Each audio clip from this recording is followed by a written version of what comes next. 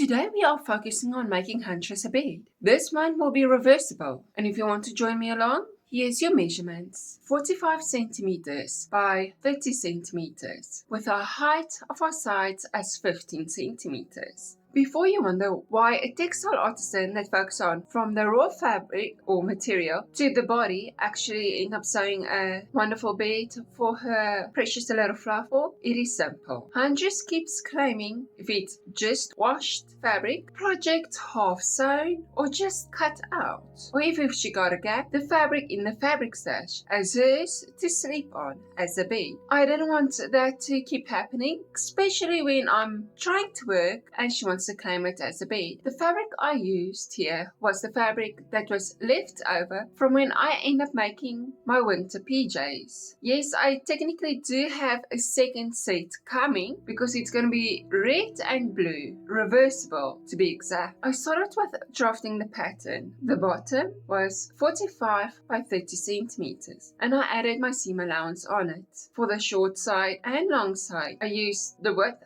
completely for the bed measurements and actually added just the 15 centimeters with plus seam allowance. Since this particular project I was working with what I got left, I only made one pattern piece per different types of measurements to play safe. Once the pattern was drafted and cut out, I could go to pinning my fabric or pinning the pattern to my fabric.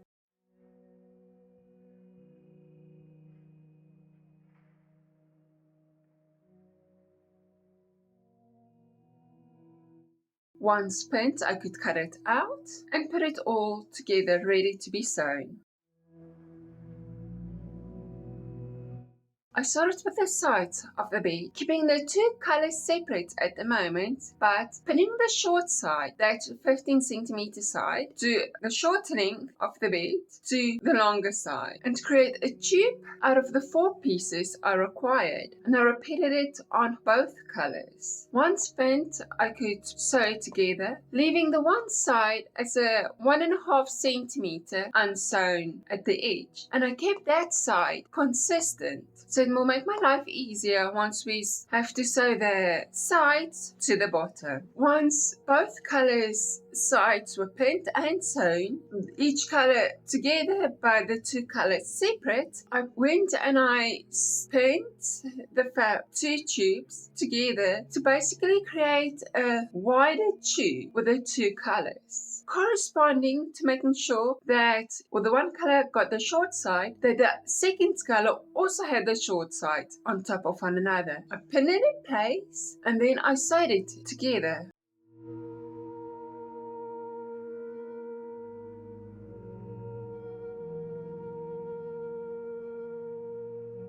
Since I wanted this part to be top stitched, I turned it around and I sewed it down. Top stitch that edge. I folded the fabric to the correct in the middle once the 2 colors were sewn together, so that I've got one color in the inside and the second color on the outside, and top stitch the area at the same seam I have sewn the 2 colors together. From here it was to choose which color to finish up first, and because I got 2 different I got one color with 2 layers, as one layer would be a warm layer. I started with a color that had only 1 layer for the bottom. I pinned it, making sure I kept the 1.5 centimeter seam allowance that I gave myself, to overlap, or that the seam allowance and the actual seam does not correspond. Pinning it down and sewing it went quickly. Once the first color, my blue color, was done, I went to my red color, pinning it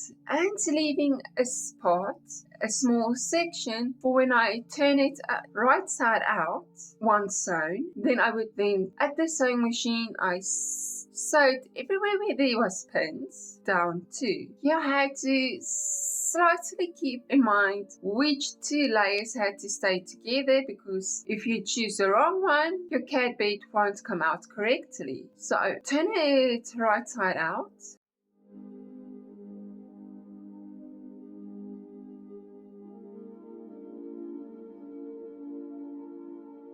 And then I sewed the corners to one another, almost like quilting the two layers together at the corners. With the bed basically done, it was time to stuff the sides so that we can close that opening we had to leave. Starting with sewing down most of the seam that you have just enough space for your hand to be able to push some stuffing into the side, the two fabric layers down to one another. Then it will be to stuff it fully and then close that section or that side completely and then prep a second section or the next section. It was about this point where my curiosity got the best of me. I needed the approval of the one whose bed I'm making. I think a 3-hour pause in the sewing and stuffing process, because it was the ideal place to nap, meant I got approved.